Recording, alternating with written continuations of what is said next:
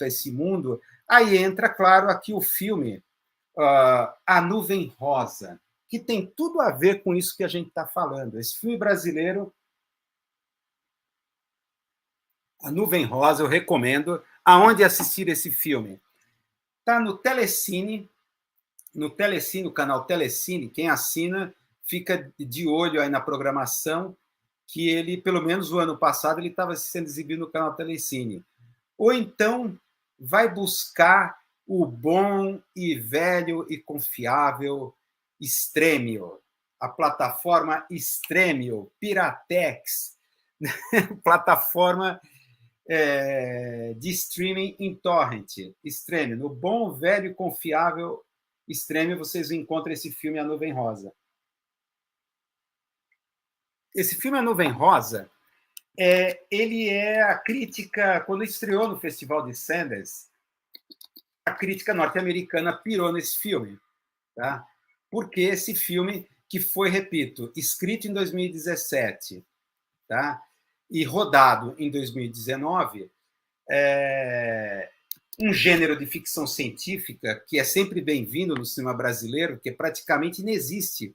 São muito poucas as produções desse gênero no cinema brasileiro, tá? A crítica pirou porque simplesmente o filme é uma assustadora antevisão, embora não fale de vírus, fala de uma nuvem tóxica cor-de-rosa que do nada apareceu. Do nada apareceu. E parece que é um fenômeno global. Tá? Então ela surgiu de repente e mata em 10 segundos. Se você ficar exposto, vou sair lá para fora, ficar exposto 10 segundos, aí você morre. Tá? Então não é um vírus, é algo que não é explicado no filme. O filme tem essa ideia de parábola, né? uma fábula ou uma parábola beirando o realismo fantástico. Então é inexplicável. O que é essa nuvem rosa? De onde veio? O filme não quer dar nenhuma explicação, mas ele quer discutir os efeitos disso. Então, aonde as pessoas estão, elas vão ter que ficar. Supermercado. No caso aqui do casal dos protagonistas, estavam num apartamento após apenas uma noite de sexo, o que deveria ser apenas uma noite de sexo, né? um encontro casual depois da balada, acabou se transformando num relacionamento de anos, porque eles ficaram condenados a ficarem presos nesse apartamento. Tá? E aí começa todos os problemas, claro, visíveis, né? Quer dizer, previsíveis, né? Das pessoas que estão presas ali, tendo apenas telefone, internet, televisão, apenas os meios de comunicação e as tecnologias de convergência como janelas para ver o mundo, ou as próprias janelas do seu apartamento. No começo, eles pensam que é aquela coisa vai passar, é apenas um fenômeno estranho meteorológico, tal. Nem chego a discutir se é uma guerra química, bacteriológica ou coisa desse tipo. Mas é uma coisa que apareceu e ninguém sabe. Tá? Esse filme é o primeiro longa-metragem de uma diretora chamada Yuli Gerbasi. Tá? Dá para se perceber que é uma produção gaúcha, pela maneira como eles usam o tu, eu acho que é uma produção gaúcha. E pelo sotaque que muitas vezes dá para perceber, o accent dos artistas aqui nesse filme. Então, é uma realidade enclausurada, assim, tecnologicamente mediada, tá?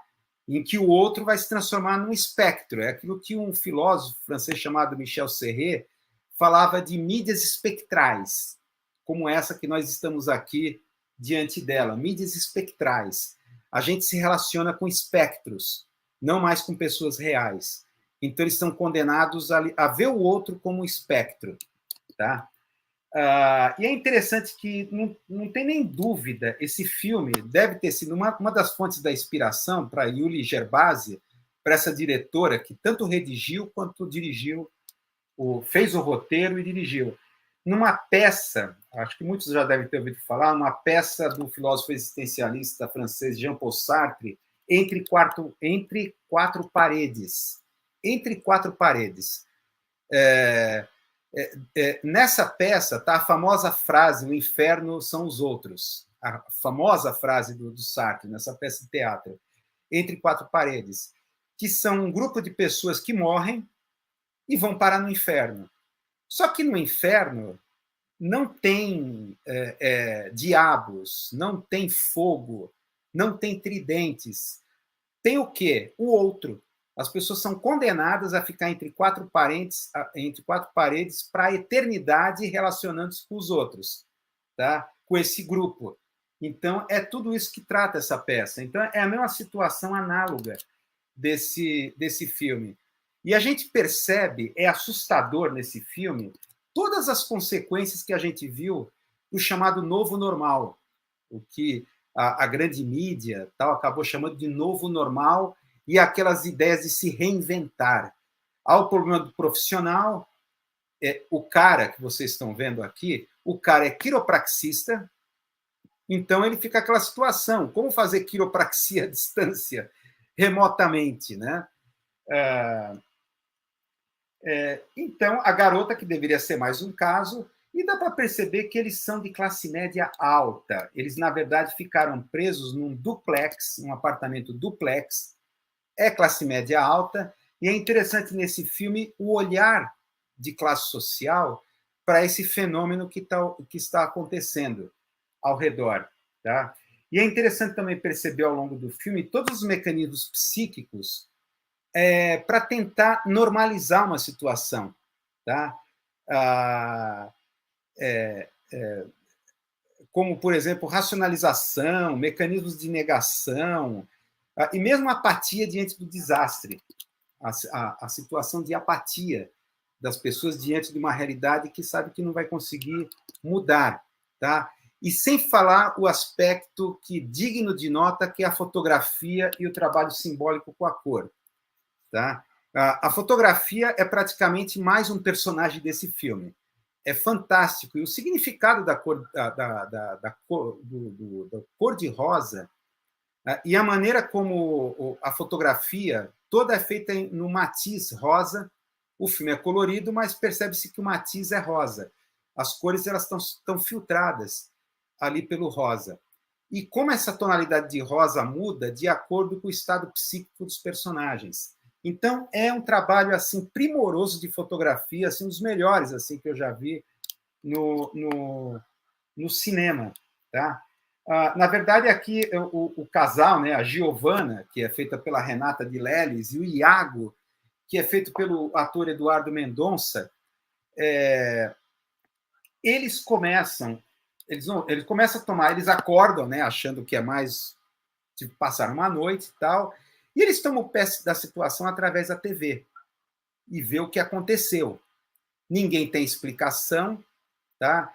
E é interessante o seguinte, de repente, no meio dessa crise, passam-se dias, passam-se semanas, a comida está acabando.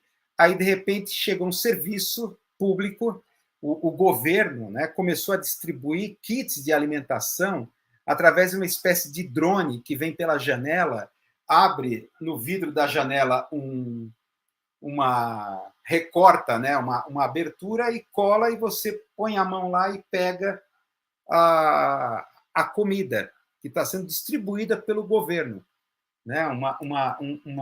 Digamos assim, uma cesta básica de comida para as pessoas sobreviverem. Elas estão todas presas ali, né? E é interessante perceber todos os problemas que começam a surgir, como, por exemplo, se reinventar.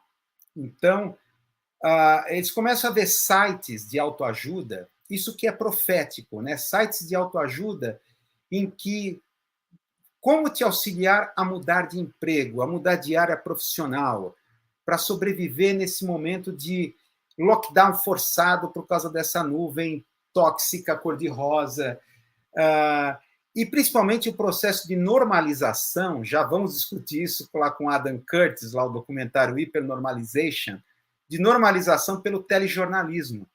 É muito interessante isso. De repente, notícias de telejornais dão, como a gente acompanhou durante a pandemia, caiu drasticamente o número de acidentes automobilísticos, o número de assassinatos diminuíram, diminuíram o número de não sei o quê, de cinema, mas também, claro, ninguém sai de casa. Quer dizer, essas notícias, tipo assim, a necessidade dos telejornais verem um lado bom das coisas, né? Porque a gente já discutiu numa live aqui, né? Que os telejornais, no final, é um produto à venda. Então, um telejornal ele tem que, no final, ser uma experiência agradável para o telespectador. Então, só má notícia ninguém aguenta. Né? Como está o Baixo Astral aqui no Brasil, os telejornais só dão má notícia, ou como aquele amigo finlandês falou, que esse país está virando um grande necrotério. O que está acontecendo aí no Brasil? Né? Está virando um grande necrotério o país de vocês. O que está rolando? Né? Então, então, você percebe os telejornais tentando motivar, não tem um lado positivo, caiu o número de acidentes de carro, mortes de atropelamentos, acidentes de trânsito, mas também ninguém sai. Claro que ia cair o número. Mas é interessante também, outro ponto, a maneira como cada um dos lados desse protagonista tenta lidar com o problema. O protagonista lá, o rapaz, o quiropraxista, o Iago, ele talvez com uma cabeça meio namastê, ele acaba assumindo uma espécie de resignação cansada, prostrado diante dos acontecimentos, tá? Enquanto a sua companheira, Giovanna, não é assim tão namastê. Ela tenta desesperadamente, ela sofre. O Iago propõe ter filhos. Já passou assim mais de 1 ano, 2 anos, é impressionante. Imagina essa situação, e está lá a nuvem tóxica. Lá fora não pode sair. Tá? Ela não quer ter filhos, porque ela quer a liberdade dela. Mas como liberdade, estamos confinados aqui, isso não vai acabar. Tá? Mas como colocar filho no mundo desse, não dá, mas o final é que acabam tendo um filho. Acabam tendo um filho, e essa criança, isso é que é interessante, essa criança vai crescer, se desenvolver naquele ambiente fechado, vendo o mundo exterior só através daquela janela, as nuvens cor-de-rosa. E é interessante isso, a natureza da percepção. Vai lembrar muito o filme Show de Truman, vocês devem estar lembrados, que o Truman praticamente nasceu naquele reality, ele foi trazido lá bebê. Né? O filme lá de 1998, Show de Truman. O coitado do Truman, ele está acostumado, ele acha que aquilo é o real. O conceito de realidade a gente aceita como algo ontologicamente dado. Tá? Mas, na verdade, a realidade é uma projeção psíquica nossa. Isso até a semiótica coloca, que, na verdade, não vemos o real, vemos o signo do real. Tá? É uma projeção do próprio interpretante das nossas cabeças, o próprio mundo transformado em signo. Tá? Então, no filme Show de Truman, não sei se alguém vai lembrar disso, quando ele tenta fugir, ele foge naquele veleiro, naquele oceano cenográfico. Não sei se vocês perceberam, isso é detalhe de cinéfilo, né? A anomalia ótica daquele mar cenográfico, que o horizonte é muito próximo. Dá para perceber que é cenográfico. O horizonte é próximo demais, é diferente do horizonte, vamos dizer assim, real, quando você vai numa praia e vê o horizonte. Para o Truman, aquilo é normal, porque ele nasceu ali. É normal ter um horizonte daquele. Ele não questiona a realidade daquilo porque ele nasceu. Então, a nossa percepção é moldada. Não existe uma realidade ontologicamente dada. Ela é moldada pela nossa própria percepção. O que projetamos psiquicamente nessa coisa chamada realidade, que são captadas de forma fragmentada pelos nossos 5 sentidos. A princípio, 5 sentidos. E é interessante, essa criança no filme A Nuvem Rosa, ela considera a nuvem uma amiga. Ela tem até uma nuvenzinha que dessas de colocar em quarto de criança, que põe na tomada e acende. Ela acha normal, tudo está normalizado para ela, porque ela nasceu naquele próprio mundo. Então, para ela, é tudo banal e normal. Ela considera essa criança, ela acostumada a ver o mundo através de janelas fechadas, ela acha as nuvens até bonitas e divertidas, né? Enquanto para os pais que conheceram o mundo anterior, é sofrimento. Então, são significados assim totalmente diferentes. E como essa criança ela está à vontade nesse mundo, absolutamente à vontade, tá? Diferente deles. Eles é que estão errados, estão em local errado naquele mundo. E é claro que tem a questão do... A criança dá para a mãe de presente de aniversário um óculos de realidade virtual. Então, vocês podem ver por essa foto aqui dos trechos do filme, em que ela olha nesse óculos de realidade virtual uma situação de uma praia, ela em desespero cria a situação ali no quarto dela, coloca areia, veste um maiô e se sente virtualmente como se estivesse numa praia, tentando recuperar, mesmo que seja virtualmente, aquilo que ela perdeu. Tá? Mas o que é interessante é o seguinte, o espírito do tempo. Será que a Yuli Gerbasi anteviu? Ela foi profética?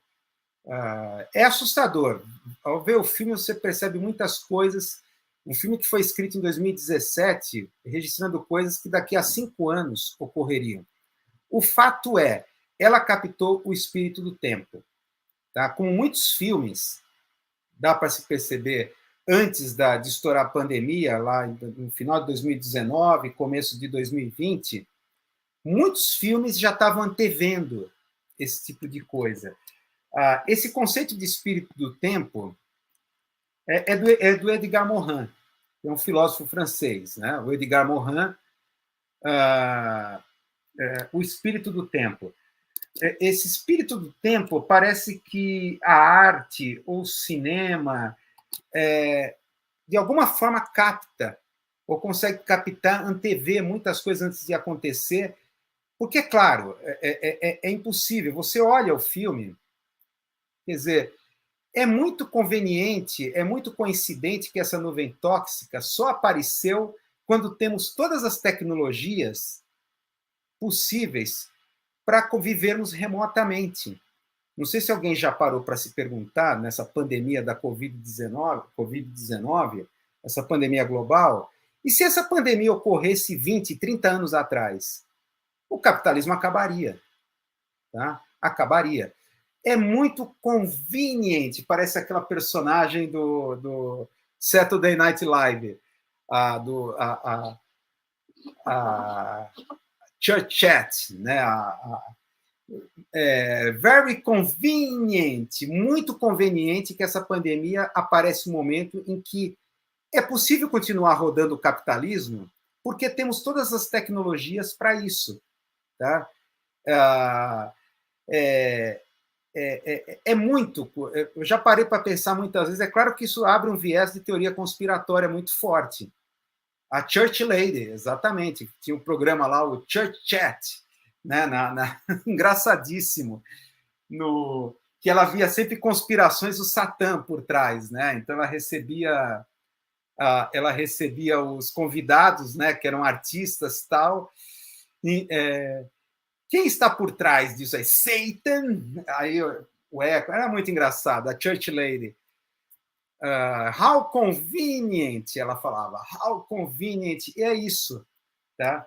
Essa coisa desse espírito do tempo, e como essa coisa do espírito do tempo se conecta com essa coincidência, né? Por que a Covid-19 não apareceu há 2, 3 décadas atrás? Por que apareceu no momento que nós temos todas as tecnologias para o capitalismo continuar rodando? Tá? Então as pessoas são obrigadas a se reinventar.